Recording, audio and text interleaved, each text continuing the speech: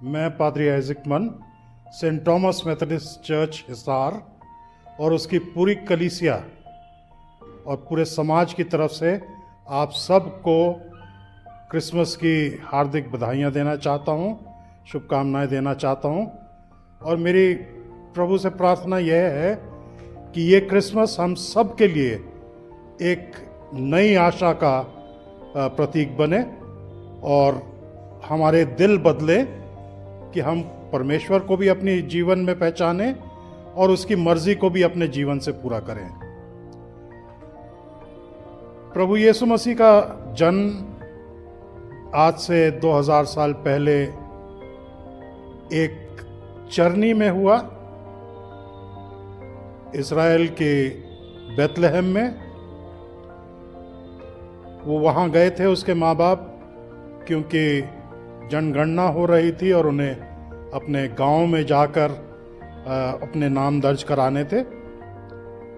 जब वो बेथलेहम पहुँचे तो उनके लिए किसी सराय में जगह नहीं थी और इसलिए उन्हें जो जगह मिली वो सिर्फ एक गौशाला में मिली।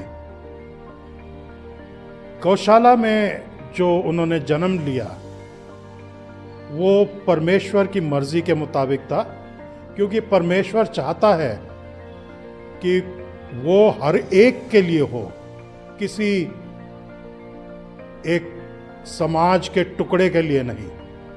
उसने हर एक को अपने स्वरूप में बनाया है और बराबर बनाया है, समान बनाया है।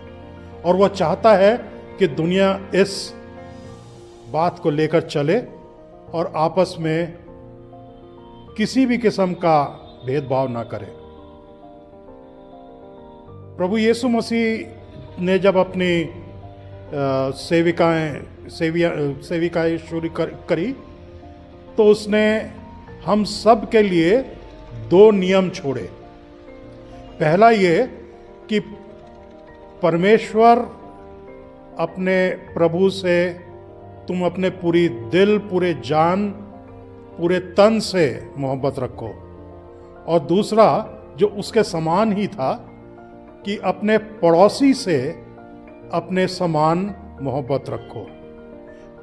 पड़ोसी का भी सवाल उससे किया गया कि मेरा पड़ोसी कौन है।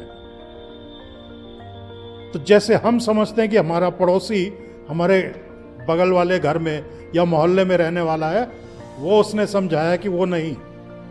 कोई भी शख्स, कोई भी इंसान हमारा पड़ोसी है, चाहे हम उसे जानते हो या ना जानते हो।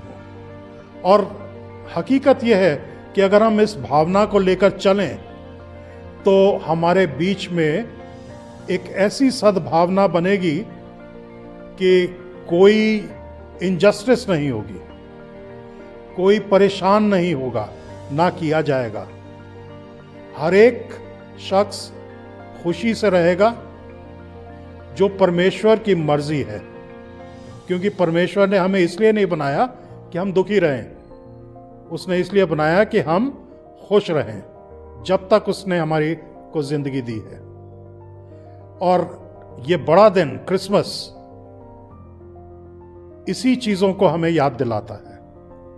ये चीजें वो हैं जो इंसान की जिंदगी और समाज की जिंदगी और दुनिया की जिंदगी को बदल सकती हैं।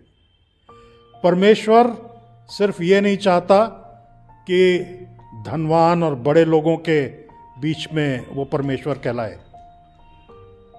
चरनी में प्रभु यीशु का जन्म इसलिए हुआ ताकि गरीब से गरीब उसके नजदीक आ सके। और सबसे पहले जो उसे मिलने आए थे, उसकी सिजदा करने आए थे, दंडवत करने आए थे उसको, वो गरीब ही थे। चरवाहे थे जो अपनी भेड़ों की रखवाली कर रहे थे मैदान में। उन्हें स्वर्गदूतों ने समाचार दिया और गीत सुनाया, जिसमें बयान था कि उन सब से जिससे परमेश्वर राजी है उनको खुशी हो। और परमेश्वर राजी तभी होता है जब उसके आज्ञाओं को माने, उसके मार्ग पर चले। मार्ग से हटना बड़ा आसान है, मार्ग पे चलना थोड़ा सा मुश्किल हो जाता है, क्योंकि हम अलग नहीं दिखना मांगते। मगर सवाल इस बात का है कि अगर हम अलग नहीं दिखना मांगते तो हम किसके साथ जुड़ना मांगते हैं? परमेश्वर के साथ या उन चीजों के साथ जो परमेश्वर की दी हुई नहीं है? इस क्रिसमस में मैं आप सबको फिर से बधाई देते हुए ये शुभकामनाएं दूंगा कि खुदा हमारा यीशु मसीह आप सबकी जिंदगियों में अपनी बेशुमार बरकतें इनायत करे और शांति और सुख से आप अपनी जिंदगी जिए। शुक्रिया।